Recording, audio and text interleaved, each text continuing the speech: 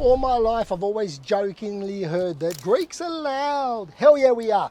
And I ask myself, would I rather be heard and listened to or dismissed and ignored? Now, I'm not saying that to be loud is the only way to be heard, because I know some very quiet and effective leaders and communicators. Many where less is more.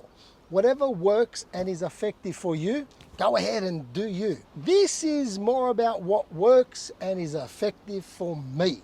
And having a Greek background, it's acknowledging where it all comes from. I'll tell you why Greeks are loud, and I've observed here in Greece that they like to tell you.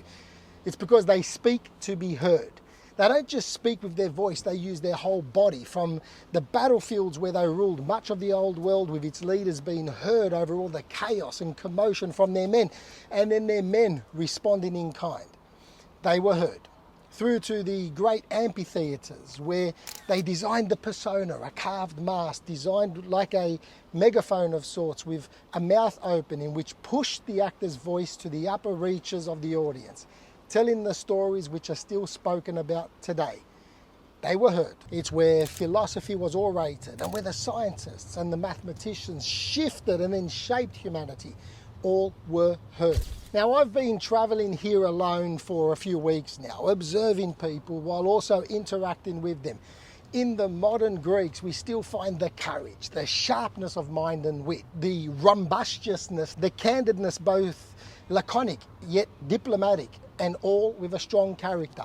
The tonality in every expression, the body in every interaction is confident, strong, and engaging.